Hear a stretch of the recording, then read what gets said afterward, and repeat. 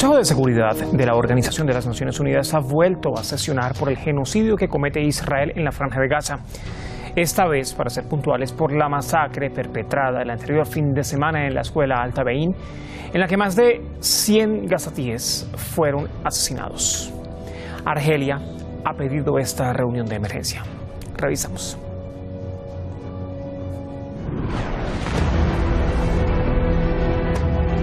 Esta masacre estuvo muy lejos de ser una acción aislada. Aunque la Agencia Humanitaria de la ONU lo cataloga como incidente, muy probablemente para minimizar la criminal imagen del sionismo, refiere que arremetidas sanguinarias como la del sábado contra la escuela de Alta Bein ocurren con una frecuencia cada vez mayor. Ningún lugar es seguro en Gaza, pero se sigue ordenando a los civiles que evacúen sus hogares a zonas cada vez más pequeñas. La denuncia ha sido hecha en la reunión de emergencia del Consejo de Seguridad de la ONU tras la solicitud hecha por Argelia. Pero, como era de esperarse, han sobrado las condenas, claro está, pero ha reinado la inacción contra el sionismo y sus partidarios. A quienes siguen armando a Israel, a quienes todavía tienen la audacia de pedirle a Israel, entre comillas, que investigue sus propios crímenes, como si las acciones de sus soldados no reflejaran las políticas reales de sus líderes militares y políticos. A quienes se atreven a intentar disuadir a los tribunales internacionales de garantizar la rendición de cuentas en lugar de disuadir a los perpetradores de atrocidades. Despierten. Despierten. Rusia ha sido más directa. Ha responsabilizado a Washington de obstaculizar un alto el fuego en la Franja de Gaza. Debido a la connivencia con Israel por parte de nuestros colegas estadounidenses, el Consejo, lamentablemente, aún no ha sido capaz de elaborar una respuesta coherente a la escalada de la crisis en Oriente Medio. Más concretamente, Estados Unidos trata de tomar como rehenes a 14 miembros del Consejo de Seguridad y bloquear cualquier acción a favor de un alto el fuego inmediato. Las oficinas humanitarias de la ONU, por su parte, no han escatimado al instar a los Estados miembros a usar toda su influencia para detener las constantes violaciones del derecho internacional humanitario y la impunidad, incluidas la presión diplomática y económica. Del otro lado del mundo también se intentan buscar soluciones. El presidente de la Autoridad Palestina, Mahmoud Abbas, se ha reunido con el mandatario ruso Vladimir Putin en Moscú. Rusia ha insistido en la necesidad de implementar todas las decisiones de Naciones Unidas para la creación de un Estado palestino de pleno derecho. Pero sobre el terreno está sumamente lejos de ser implementado. Mientras tanto, el sionismo no pierde tiempo para someter a una población cada vez más vulnerable. El ejército israelí ha ordenado a los palestinos abandonar de manera inmediata más zonas de Han Yunis, ya de por sí devastadas por la guerra, mientras se prepara para ejecutar mayores incursiones genocidas.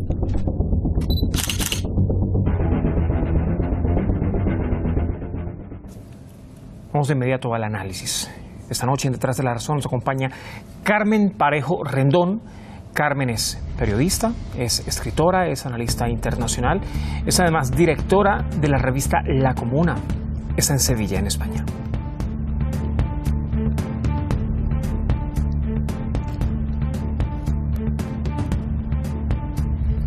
Mientras tanto, en Ciudad de México está Eduardo Meneses. Eduardo es analista político, analista internacional, investigador, articulista y además colaborador de diferentes medios internacionales.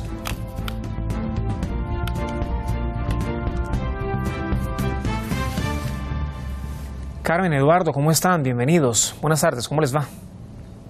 Muy bien, muchas gracias. Muchísimas gracias por la invitación. No, por favor, gracias a ustedes por acompañarnos. Digo, buenas tardes para ustedes, ¿no? Buenas noches desde Irán.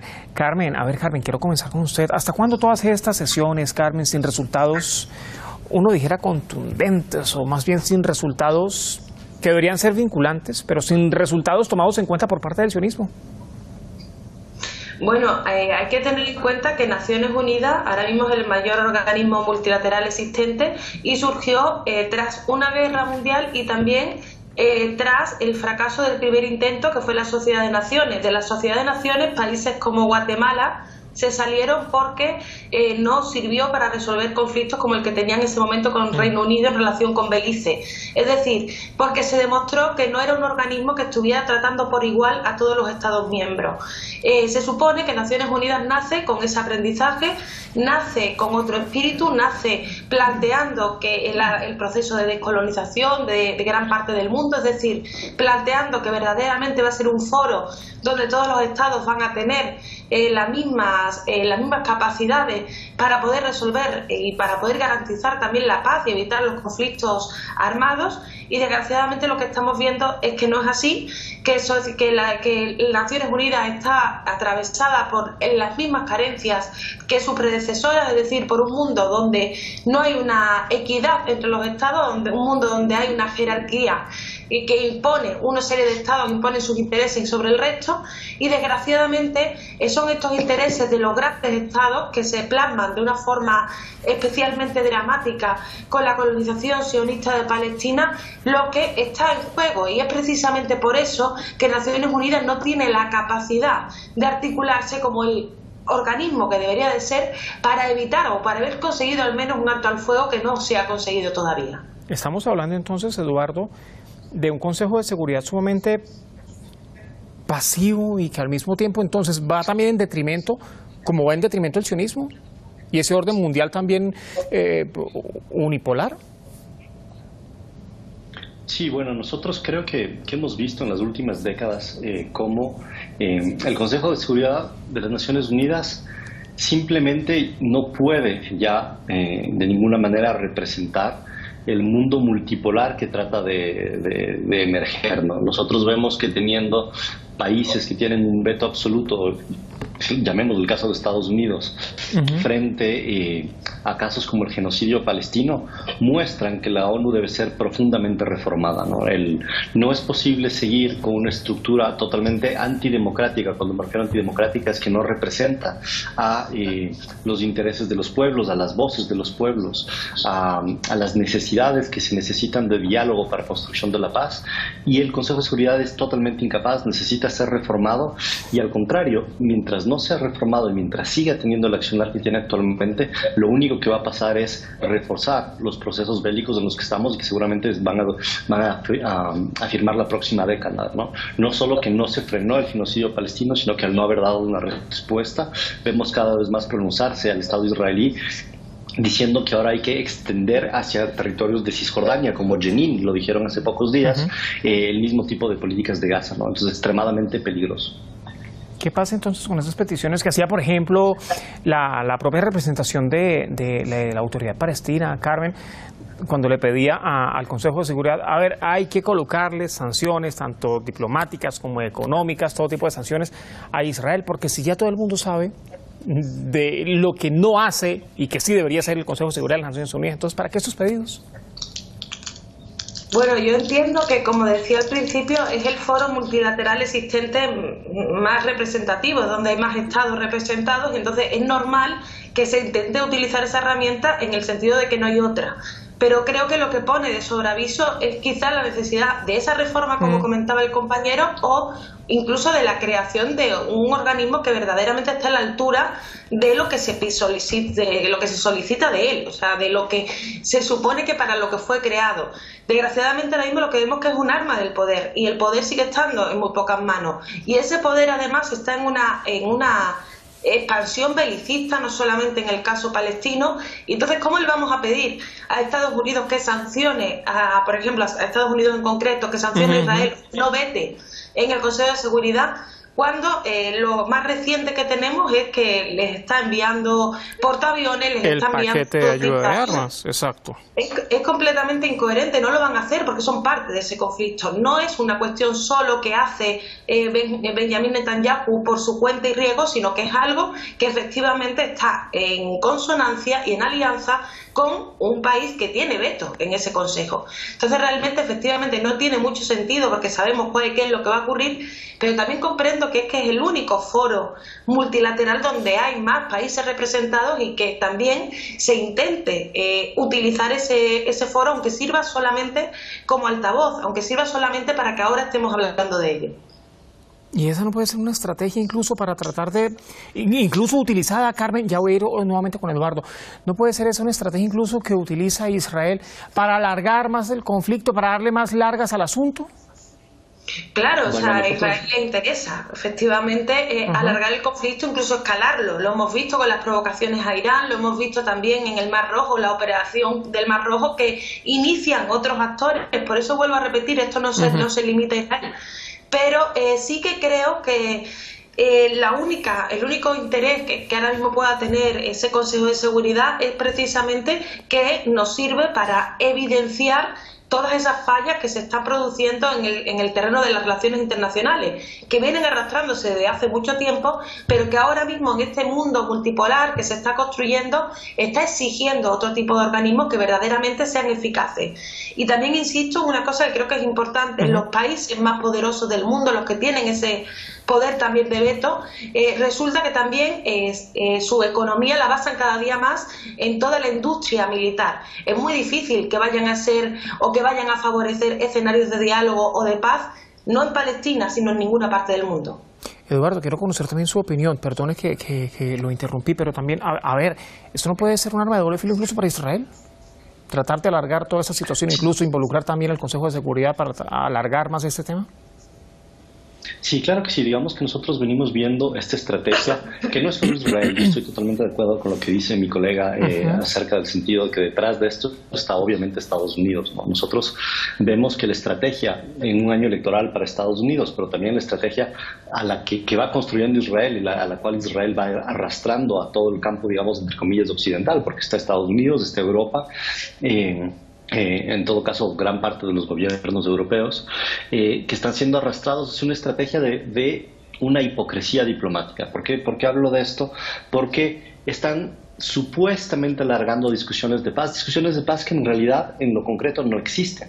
Israel trata de decir vamos a negociar la paz, vamos a negociar, pero en realidad acaban de matar al negociador del lado de Hamas, que estaba discutiendo, cuando Hamas desde un inicio puso condiciones para negociar los rehenes, puso condiciones para llegar a un cese al fuego. Hay cosas sobre la mesa, y el que quiso frenar estas negociaciones sobre los hechos al asesinar al negociador en jefe y jefe político de Hamas fue justamente Israel. Entonces aquí, cuando yo hablo de hipocresía diplomática, siguen alargando, siguen diciendo vamos a negociar, vamos a hacer negociaciones de paz, hay reuniones entre Estados Unidos, entre otros países de la zona de Medio Oriente, diciendo vamos a tratar de encontrar un acuerdo, pero mientras tanto lo que hace Estados Unidos es lo que acaba de hacer hace pocos días, que es dar de nuevo miles de millones de dólares en casas F-15 para Israel, que no son casas que van a servir en Gaza. Están preparando una escalada regional hacia Líbano, claramente con un objetivo de llegar hacia Irán, que es el objetivo geopolítico que tiene y ha tenido en Medio Oriente siempre Estados Unidos. Israel claramente está tratando de hacer escalar el conflicto, y estamos en un momento en el cual, al no servir la diplomacia en la ONU, lo que nos resta es, por un lado, la movilización de los movimientos sociales en solidaridad con Palestina, que logren hacer una presión para que haya un embargo tanto económico como militar hacia Israel. Si es que no se concreta esa acción muy específica y muy concreta, solo seguiremos viendo una escalada bélica que nos está llevando a lo que ya es una tercera guerra mundial. Vamos a detallar el paquete el paquete militar multimillonario, ¿no?, que aprobó Estados Unidos a Israel. Está valorado en $20.000 millones. Proveerá Estados Unidos a Israel 50 aviones de combate F-15. Esos 50 salen en cerca de $18.820 millones, 30 misiles AMRAAM, que esos 30 salen en cerca de $102.5 millones, 32.739 cartuchos de 120 milímetros para tanques, que corresponde a una cifra de $774.1 millones, 50.000 proyectiles de mortero de 120 milímetros, que corresponde a $61.1 millones, vehículos tácticos medianos que están valorados en cerca de $583.1 millones. Se calcula en cerca de $20.000 millones. A ver, Carmen, mañana podría ser un día determinante, o mañana podría más de lo mismo, porque se espera que mañana se realice un nuevo encuentro, ¿no?, para esas conversaciones, aunque esas conversaciones ya están a ver, yo no sé si ya tiene cierta credibilidad después de que el propio Israel asesinara al otro negociador, Ismail Haniyeh. Entonces, ahora, ¿cómo llega Israel? Primero, cuando está arreciando los ataques contra la Franja de Gaza, miren nomás lo que pasó el sábado anterior en una escuela, más de 100 civiles asesinados, cerca de 120, no hay exactamente un número, una cifra concreta, ¿no? Después del asesinato, además, del negociador, del jefe del buró político de Hamás. Entonces, ¿determinante lo que ocurra mañana o más de lo mismo? Bueno, en una guerra normal, los avances militares suelen estar muy relacionados con buscar una mayor o menor incidencia a la hora de llegar a unas negociaciones, pero es que la cuestión es que no estamos ante una guerra normal, estamos ante un genocidio. Entonces, en un genocidio lo que interesa no es precisamente poder llegar con buenas cartas a unas negociaciones, sino que lo que interesa es poder alargar lo máximo posible la situación de conflicto para poder justificar tus acciones. Esta ha sido la estrategia de Israel durante todo este tiempo, esta sigue siéndolo. Efectivamente, como yo creo que además es obvio, cualquiera lo puede ver, el hecho de haber asesinado al interlocutor político también dice bastante sobre qué interés tiene con respecto a unas negociaciones. No existe ese interés, el interés es alargar, porque mientras más puedan alargar el conflicto, más tiempo tiene para seguir perpetrando la idea que tenían desde el principio, que es la de expulsar o exterminar al pueblo palestino de su territorio. Eduardo, mientras tanto se están buscando más apoyo por parte incluso de la propia autoridad palestina, ¿no? Mahmoud Abbas, el presidente de la autoridad palestina, viajaba hace un día a Rusia, se reunía con el propio presidente ruso Vladimir Putin. Putin le decía, estamos haciendo todo para apoyar a Palestina, pero ¿qué pasa en el terreno? Porque sobre el terreno, el combate se está librando es entre la resistencia, no entre la autoridad palestina. Bueno, digamos, aquí hay dos hechos importantes, ¿no? Primero, el hecho de que Fatah y que la autoridad palestina decidan ir a reunirse con Putin. Obviamente Putin no tiene razón de negarse hacia eso, ¿no? No es una dinámica en la cual Putin haya dicho, este va a ser mi interlocutor único. Estamos frente a una dinámica de diplomacia como cualquier otra. Lo que sí es interesante es entender que ya en una dinámica más macro, hace pocos días, hace pocas semanas, hubo una reunión en Pekín donde justamente Hamás y la autoridad palestina decidieron hacer un gobierno de unidad. ¿Qué implica hacer este gobierno de unidad? En realidad, en el fondo, es mostrar que el pueblo palestino está unido, porque hay muchas propagandas. Estamos en medio de una propaganda de guerra claramente que pretende hasta dividir al pueblo palestino supuestamente frente a la ocupación ilegal y al genocidio israelí, diciendo no, es que unos están con estos, otros están con esta facción. No, más bien las facciones palestinas han dado una prueba de unidad y decir aquí todo el pueblo palestino respalda absolutamente todas las acciones, porque el que haya un gobierno de unidad nacional incluye a todos, desde Hamás hasta la autoridad palestina, diciendo todas las acciones, comprendiendo las que son militares de resistencia en el terreno, como tú las mencionas, como las diplomáticas, son válidas al momento de denunciar este genocidio y esta ocupación que debe cesar. Es tanto así que nosotros vemos como el día de hoy fue, alguna gente dice puesto en la cárcel, es secuestrado el delegado del director olímpico de Palestina que regresaba de los Juegos Olímpicos de París. Israel lo mete en la cárcel porque hasta la diplomacia en los Juegos Olímpicos en contra de la participación de Israel también participa de la resistencia y también es importante para hacer que el mundo rechace este genocidio, ¿no? Entonces ahí yo creo que son diferentes formas, diferentes herramientas, y en este momento el pueblo palestino ha dicho todas son legítimas, desde la resistencia armada hasta la diplomacia, estamos juntos hasta poder acabar con el genocidio y la ocupación ilegal de sus territorios, ¿no? Carmen, después de esta reunión viajaba hoy Mahmoud Abbas a Ankara, se reunía hoy con el presidente de turco Recep Tayyip Erdogan. La posición de Turquía ha estado cambiando muchísimo, pero a ver, en temas diplomáticos, ¿no? Porque en la práctica mantiene Turquía todavía relaciones con Israel. Israel es uno de los mayores compradores de acero a Turquía, y es acero que también se utiliza para la fabricación de armas, ¿no? Entonces acá el papel de Turquía. Bueno, la política internacional de Erdogan, que lleva ya unos años y hemos visto cómo ha funcionado siempre en función de los propios intereses de Turquía. Hemos visto que Turquía acostumbra a tener está integrado en la OTAN, pero también tiene buenas relaciones con el BRIC, y siempre un poco busca su propio interés y su propio beneficio. Esto es un arma de doble filo porque también hace que muchas veces sea difícil interpretar o por lo menos adelantarse a cuál va a ser la siguiente estrategia que el presidente Erdogan va a tener al respecto de algún conflicto, sea regional o sea a nivel internacional. Sin embargo, sí que creo que este escenario de escalada regional o de pretendida escalada regional por parte de Israel sí que puede servir precisamente para forzar a Turquía, pero otra vez dentro de la idea de que Turquía sobre todo mira, o por lo menos la política internacional de Erdogan, hacia sus propios intereses. Hay unos intereses económicos relacionados y vinculados directamente con Israel, como comentaba, pero claro, tampoco hay un interés ahora mismo, yo creo que por parte de Turquía, en que se pudiera agudizar o que se pudiera escalar aún más a nivel regional el conflicto y lo que eso podría suponer. Una nueva crisis de refugiados, por ejemplo. Exacto, la salpica. ¿Sí?